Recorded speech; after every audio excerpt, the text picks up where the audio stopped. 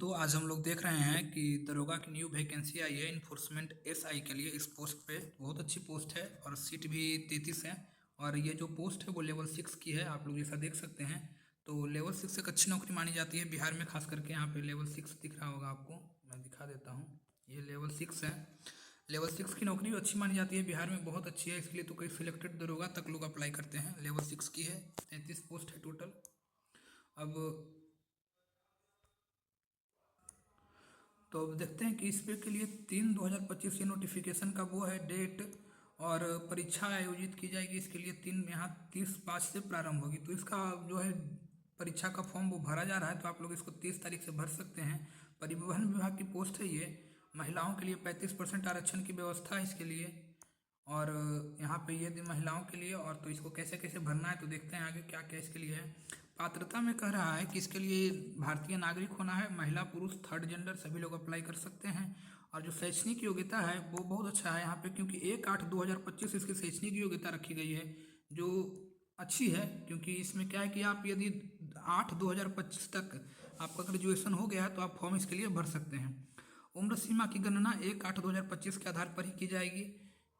और 1/8/2025 को मैट्रिक या इसके अनुसार ये होना अनुसार निम्नवत होगी। अनारक्षित कोटि के लिए 21 वर्ष है न्यूनतम आयु और अधिकतम 37 वर्ष। महिलाओं के लिए न्यूनतम 21 और अधिकतम 40 है।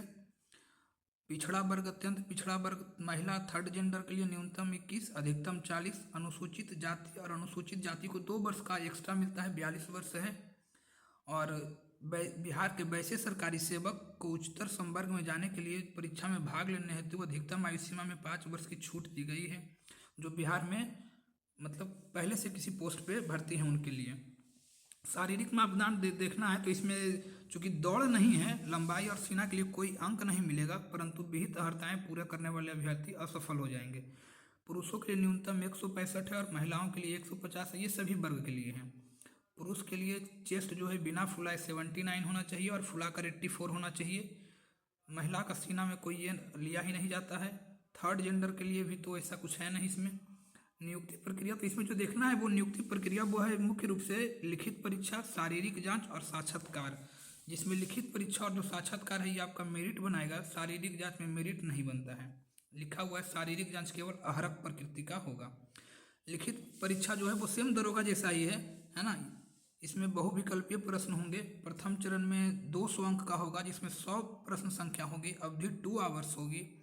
और इसमें देखिए ये ध्यान दीजिएगा कि सामान्य ज्ञान और समसामयिक मुद्दा है। इसमें मैथ नहीं पूछेगा आपको, जो प्रीलिम्स है इसमें मैथ और रीजनिंग का कोई जिक्र नहीं किया गया है। और 20 गुना रिजल्ट होगा। और फिर देखते हैं द्वितीय चरण जो मेंस है। मेंस में कह रहा है कि पीटी में सफल अभ्यर्थी का मुख्य परीक्षा में अवसर मिलेगा। इसमें 2 पत्र होंगे। जो दरोगा में होता है, जैसे पहला पत्र 200 अंक का हिंदी का होगा, 2 घंटा का होगा, 100 प्रश्न मिलेंगे। और इसमें न्यूनतम 30% अंक प्राप्त करना है, उससे कम होगा तो फिर आप फेल कर दिए जाओगे। द्वितीय पत्र में यहाँ ध्यान देना है कि सामान्य अध्ययन है, सामान्य विज्ञान है, नागरिक शास्त्र, भारतीय इतिहास, भूगोल, गणित और मानसिक योग्यता ध्यान दीजिएगा। तो मेंस में जो है वो आपका मैथ और रीजनिंग भी रहेगा। तो ये अब पीटी में मैथ और रीजनिंग जबकि नहीं है। दोनों चरण के लिए निगेटिव 0.2 है, नॉमिनल रखा गया है। ये जीडीपी करें, सॉरी, इसको निगेटिव 0.2 रखा गया है, बहुत नॉमिनल है। और 6 गुना रिजल्ट होगा मेंस में। उसके बाद शारीरिक जांच किया जाएगा। और शारीरिक जांच में पुरुषों के लिए है पैदल चलना। पैदल चलने के लिए 4 घंटा और 25 किलोमीटर।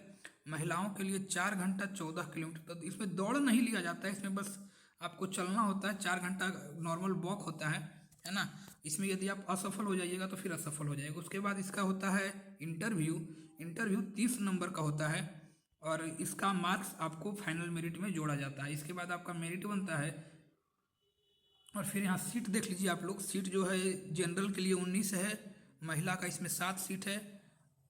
एससी कैटेगरी के लिए 0 सीट है, एसटी कैटेगरी के लिए 0 सीट है। अत्यंत पिछड़ा वर्ग यानी ईबीसी के लिए 2 सीट है। पिछड़ा वर्ग का 5 यानी इसका सीट है 9 जनरल से, मतलब 9 कुल रिक्ति है और 3 महिला के लिए है। और फिर ईडब्ल्यूएस के लिए कुल रिक्ति 3 है, जिसमें से 1 महिला के लिए रिजर्व है। कुल 33 रिक्ति ही है और 11 इसमें रिजर्व है। ये फ्रीडम फाइटर्स के लिए है और दिव्यांग लोगों के लिए है। महिला के लिए प्रावधान इधर तो कुछ वैसा खास है नहीं दिया हुआ, तो हम आप लोगों को कुछ चाहिए वैसा होगा तो हम बता देते हैं। आवेदन की तिथि आप लोग याद रखिएगा, ये आवेदन इसका प्रारंभ हो चुका है ना। और महिला और अभ्यर्थी और थर्ड जेंडर के लिए 400 रुपया लग रहा है और बाकी लोगों के लिए 700 रुपया लग रहा है। इसमें भरने के लिए दिया गया है कि 3/2050 इसका एडवर्टाइजिंग का वो नंबर है और भरने के लिए मोबाइल नंबर, ईमेल आईडी ये होना अनिवार्य है। और राशि लौटाई नहीं जाएगी, ये भी ध्यान दीजिएगा। यदि जैसे रेलवे में होता है कि राशि लौटा दिया जाता है, इसमें ऐसा सिस्टम है ही नहीं। आप एक बार कर देते हैं तो कर देते हैं। एक अभ्यर्थी द्वारा मात्र एक ही ऑनलाइन आवेदन भरा जाएगा। तो ये सब तो कुछ नहीं दिया हुआ है वैसा, कुछ इंपॉर्टेंट चीज़ है तो उसको मार्क कर लेते हैं हम लोग नीचे की तरफ, है ना। ऑनलाइन आवेदन पत्र भरने की अंतिम तिथि, ये ध्यान दीजिएगा। अंतिम तिथि जो दे रहा है इसमें दिया गया है कि अंतिम तिथि में कोई विस्तार नहीं किया जाएगा। यानी ऐसा आप लोग नहीं सोचिए कि लास्ट में भरेंगे, ये करेंगे वो करेंगे, तो फिर इसमें साफ साफ लिखा गया है कि अंतिम तिथि में कोई भी विस्तार नहीं होगा, है ना। तो आप लोग जितना जल्दी हो सकता है इसका भर लें। और ये उम्मीदवारी रद्दीकरण भी देखिएगा कि ये काम गलती नहीं करना है जिसकी वजह से आप लोगों का फॉर्म रद्द हो जाए। प्रथम भाग पंजीकरण, द्वितीय भाग को भरकर सबमिट ना करना, यानी दोनों भाग को सबमिट करना है। हस्ताक्षर को अच्छे साफ सुथरा में अपलोड करना है।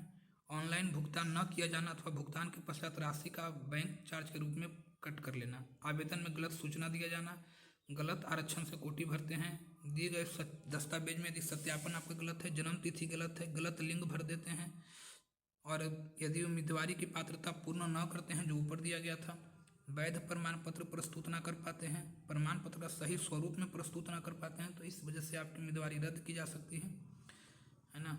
और तो इतना ही था, बाकी आप लोगों ने देख लिया कि बहुत अच्छा फॉर्म है, इसको भरिए। इसमें लेवल पे अच्छी है और जॉब बहुत अच्छी मानी जाती है इसकी। तो चलिए हम लोग इसको यहीं ख़त्म करते हैं।